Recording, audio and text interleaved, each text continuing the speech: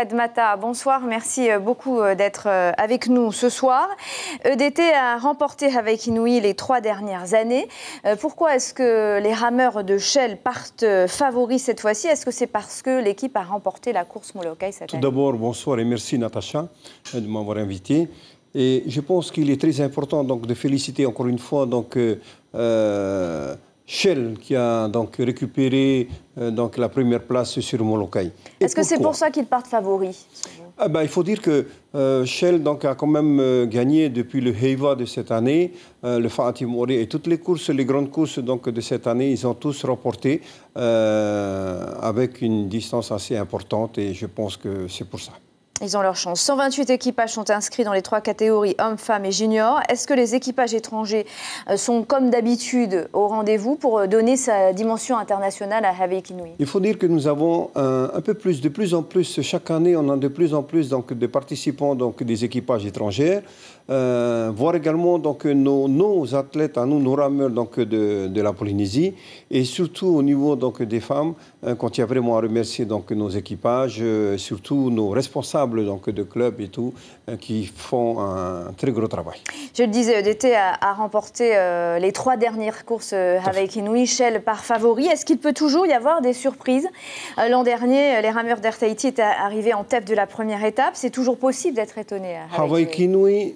Tant qu'on n'est pas arrivé sur la première étape et ainsi de suite, on n'est pas gagnant. La première équipe qui arrive en tête a beaucoup donc, de chances de se poser des questions pour le lendemain.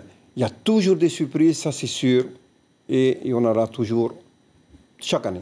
L'accent sera mis encore davantage sur la sécurité cette année. Oui, tout à fait. Donc l'accent, cette année, nous voulons vraiment remercier donc, l'État avec la gendarmerie qui nous aide et qui nous soutient énormément. Par rapport à la sécurité, il faut dire que cette année, on a voulu donc, sévir encore un peu plus au sujet donc, des respects justement de nos athlètes puisqu'ils sont les acteurs primordiaux donc, de cet événement. On vient de le rappeler, 3 étapes, 126 km à parcourir, une course hors du commun. 5000 anabolisants viennent d'être interceptés, vous l'avez entendu, par les douaniers. Il y a eu une autre grosse prise, c'était au mois de septembre, des stéroïdes aussi. Est-ce que la mise en place du contrôle antidopage pour donner 100% de crédibilité à l'événement est prévue? La Fédération tahitienne elle-même et le comité organisateur ont toujours été demandeurs des contrôles. Mais jusqu'à aujourd'hui, le pays a mis en place donc, certaines choses que nous attendons encore et nous souhaitons vraiment qu'on arrive à faire quelque chose de propre et de sérieux. Et vous voulez aussi que cette course soit sous le signe de la préservation de l'environnement cette année? Bien sûr, puisque l'environnement aujourd'hui, donc, nous sommes donc, à quelques doigts donc, de monter un super projet et c'est là qu'on tient à remercier donc, notre ministère, les services qui nous apportent donc, un très gros soutien.